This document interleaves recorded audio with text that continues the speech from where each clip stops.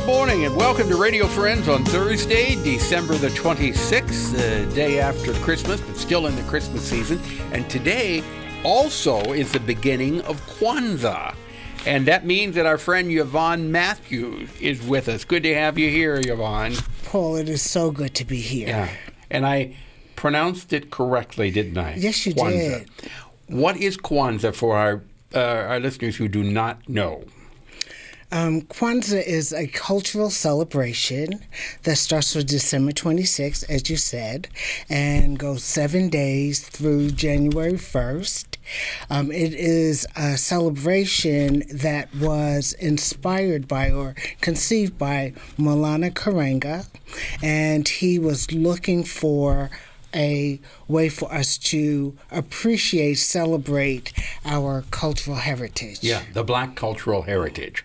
Now, there are many symbols that go with Kwanzaa, and I would guess the first thing we could start with were the candles, Okay. right? You light a different candle each day during Kwanzaa. Correct. And you start where?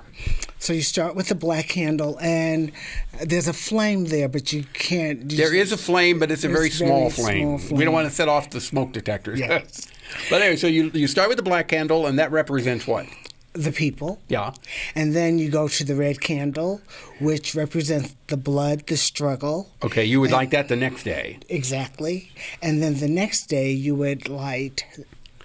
The green candle? And the green candle. Uh-huh. And then you go red, green, red, back green. and forth, Yes. back and forth. Mm-hmm. For the entire week of Kwanzaa. Yes. Okay. Mm-hmm. Then you brought along some vegetables. Now, Yes. what's the meaning of the vegetables you have in front? So Kwanzaa is the celebration of the first fruit, first harvest, and it speaks to the unity that is involved in being able to bring in a harvest. So, if you had to harvest your garden by yourself, Very difficult. it would be difficult. It would take you a long time. But if you brought 3 or 4 people with you, you could get it done more easily. So it's the celebration of that unity, that collective work to be able to enjoy resources. Okay.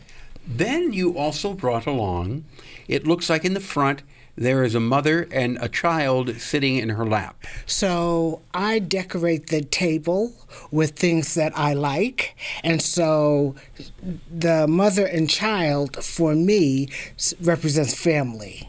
And so I have her there to remind me that this is a time for us to think about family and particularly think about the children. We would typically have corn on the table. And as you know, an ear of corn can produce many ears of corn. So... one kernel of corn, right, on that right, ear. excuse me. One kernel, yes. But one ear can produce many ears of corn. And so that is about our prosperity. And so we would typically have corn on the table as well. Now, you set a table that's set just for Kwanzaa, and it stays set throughout the entire season, correct? Throughout the season, yes. Of Kwanzaa. Mm-hmm. And so you have the candles, and you go to that table each day, and you light a separate candle. Yes. Are there prayers that go with this, or do you say something special as you light each candle? So as we're lighting the candles, and particularly if I have children with me or members of the family, we will talk about what each one of the candles represent to us. And so the candles represent the principles of Kwanzaa. Which are? And so they are Umoja, which is unity, Kujichagulia, which is self-determination, Ujima, which is collective work and responsibility, Ujama, which is cooperative economics, Nia, which is purpose, Kumba, which is creativity, and Imani, which is faith. Okay. Now, this is a black celebration, but it really can fit in with any culture if you think about it. Correct? The principles are principles that if you want strong communities, you would want to celebrate those principles. Yes, with everyone. Yes. Now, behind the candles, you have packages wrapped as gifts. You have scarves. You have other tokens. What is the purpose of that? Well, these are things that I could have used to adorn the table, but we ran out of room, so they're just back here. Okay, so that's why they're back here, just for me to look at. Yeah, exactly. Is there anything in particular that you think people have a misconception about the celebration of Kwanzaa? So I've heard people say that Kwanzaa is Black Christmas, or celebrated instead of Christmas. And That's not it true, is is not. it? No, it is not. It is a cultural celebration. Christmas is a religious celebration. So this celebration was not to be heroic.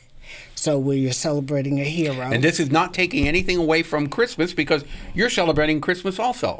Yes, I do. This is simply a cultural celebration that happens to fall on the day after Christmas. Starts the day after Christmas. Particularly, it was intended to fall then. Yeah. Mm-hmm. Or does it change from year to year? No, it was meant to start the day after the day Christmas. December the 26th. It's not coincidental.